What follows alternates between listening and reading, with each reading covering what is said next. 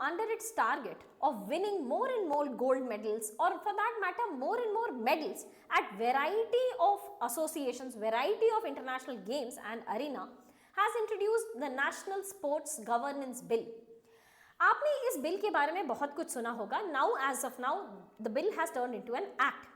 But इसमें जो सबसे पॉपुलर बात ये निकल करके आई है that Board of Cricket Council of India, that is BCCI, will still not be coming under the ambit of RTI. But interestingly, there are more details to this bill. There are more details to these acts in terms of centralization of the tendency. Centralization of all the sporting federation, all the sports related judicial bodies, all the sports related appointment bodies में बहुत ज़्यादा centralization देखा जा रहा है as per this act. So in today's video, we will be delving into these centralization tendency. Hello and welcome to Legacy IAS Academy. In today's video, we will be delving upon the provisions of National Sports Governance Bill. But it is not just the provisions that we will be dealing into. We will also be dealing into the concerns that has been arised, the concerns that has been raised in Parliament about centralization tendency, apart from of course the problem of BCCI, who still remains outside the ambit of RTI. So before we delve into all of these details, let us first look at the status of this. National Sports Governance Bill has been passed, introduced in Lok Sabha, has been passed by Lok Sabha, passed by Rajya Sabha also. So now it is just waiting for the presidential assent. Once the presidential assent is attained, now this bill will turn out to be the act. So the Parliament has successfully passed the National Sports Governance Bill. Now, talking about the sports governance bill, the intention is कि they want to regulate the sporting federation. हमारे यहाँ बहुत सारे sporting federation है, tennis के लिए है, athlete के लिए है, हॉकी के लिए है, बहुत सारे स्पोर्ट्स के लिए स्पोर्ट्स फेडरेशन है, ठीक है. So these sporting federation bodies को regulate करने के लिए we have created a national sports board. एक tribunal भी बनाया गया है. And we are trying to restrict the laws. Laws have been formulated, have been brought down, have been written कि हम लोग ये sporting federations को कैसे control कर सकते हैं. So talking about these sporting federations, first change that they have introduced for the president, for the secretary general as well as the treasurer, इन तीनों post के लिए the tenure has been fixed कि आप maximum 3 consecutive terms तक इसके president या secretary general या फिर treasurer रह सकते हो. This 3 consecutive terms should not exceed 12 years. So once this tenure gets over, you must step down. ठीक है. Secondly, the age limit has also been kept at 70 years. Now, this age limit can be extendable up to 75 years. अगर आप nomination के time पे ये information देते हो और nomination के time पे ये prove हो जाता है that you by the time you retire you will be 75 years, तो age limit for 75 years is also permitted. But otherwise in general the maximum age limit that they have kept is 70. ठीक है. Talking about these sporting federations at the national level, they are also supposed to maintain an executive committee. ठीक है. तो ये executive committee क्या करेगी? They will have a maximum of 15 members और ये executive committee must consist of, out of these 15 members, minimum 2 sports person should be present जिनका outstanding merit होना चाहिए. मतलब they should have won some kind of national awards. ऐसे minimum 2 sports person होने चाहिए and minimum 4 women must be present in this executive committee. ठीक है. But इस तरीके के एग्जीक्यूटिव कमिटी और for that matter national sports federation authority, वो जो भी स्पोर्ट्स की अथॉरिटी होगी, टेनिस की हो सकती है, एथलीट की हो सकती है, that national sports federation authority itself can be derecognised. कब? अगर आप इस ईसी का इलेक्शन नहीं करवाओ. ये executive committee should be an elected body. If this election is not conducted तो this body will be derecognized. और if there is a failure to publish कि आपका annual audited accounts आप publish नहीं कर पा रहे हो, then also this body can be de-recognized. ठीक है. So talking about, so this was all about the sporting federation. इसको कैसे regulate किया गया है. But इसके लिए regulatory एक authority भी बनाई गई है, एक board बनाया गया है. This board is known as National Sports Board. National Sports Board will regulate and control and monitor all the sporting federations. हमारे यहाँ 62 federations हैं. For variety of sports, we have 62 federations. All of this will be regulated and controlled by the National Sports Board. So now, as per the new act or new bill, National Sports Board will consist of chairperson and members. अब chairperson को कौन elect करेगा, कौन appoint करेगा? He will be the cabinet secretary और the sports secretary.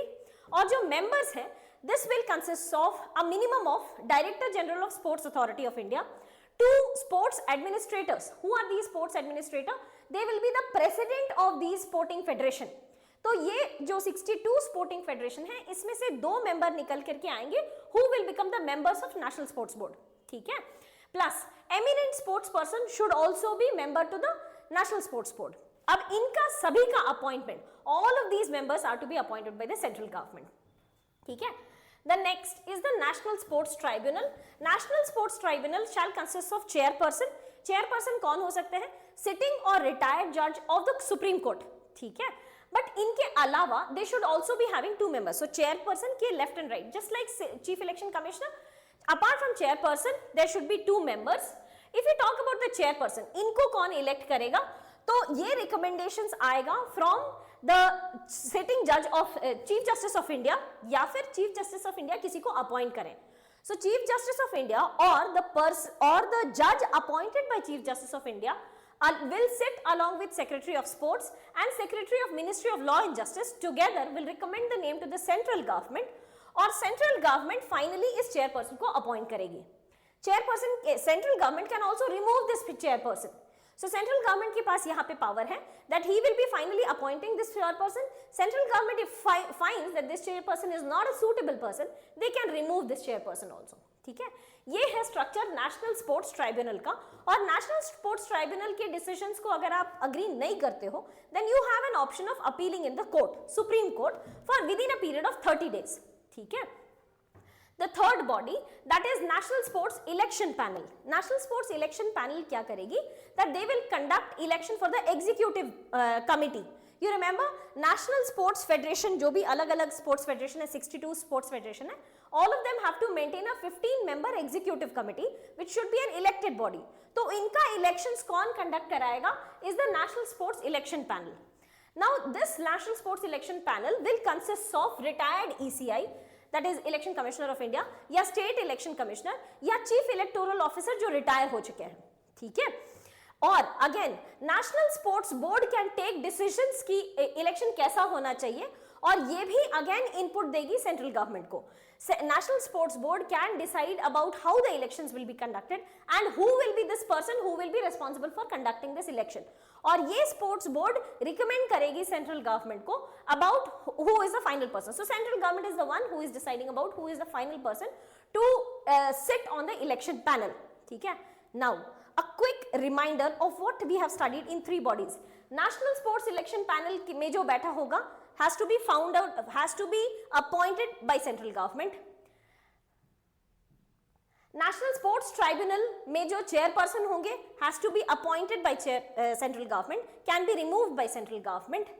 National Sports Board में जो members होंगे has to be appointed by the central government. So this is what various ministers and parliament have stated, that this is too much of centralization. हर एक level पे जो आप body बना रहे हो, इसका ultimate appointment is central government, चाहे वो ट्राइब्यूनल हो, चाहे वो स्पोर्ट्स बोर्ड हो, और for that matter election panel हो.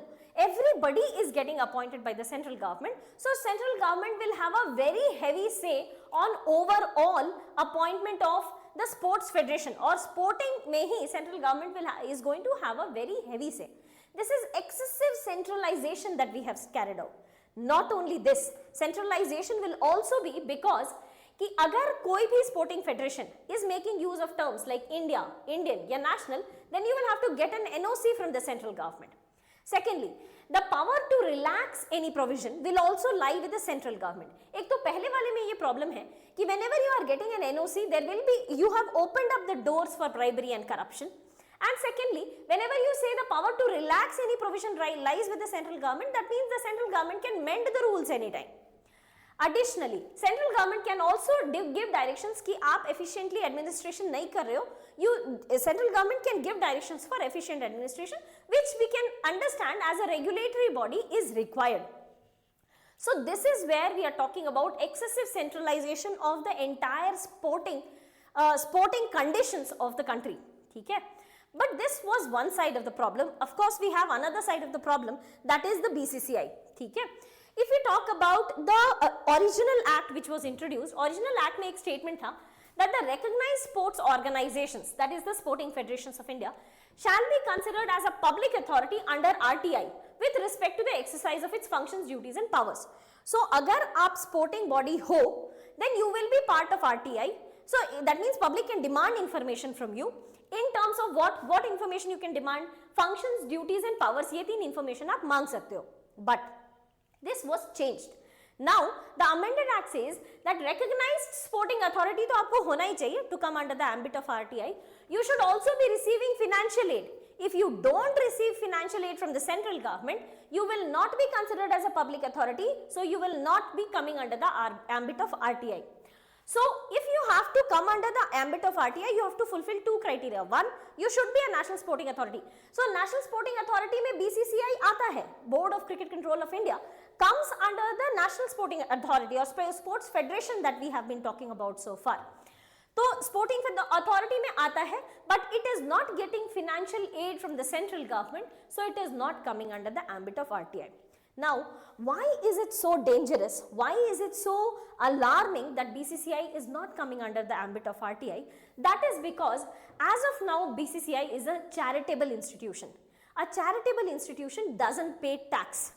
And to what extent, that we will see today. Okay? So they don't pay a tax. This is not even a public authority. This is a private authority registered under Tamil Nadu Societies Registration Act. So this is not even a statutory body, not a public authority, a private body, and no direct financial aid from the government. It is not getting financial aid from the government, but of course it is getting finances from variety of the cricket games that is going on across the country.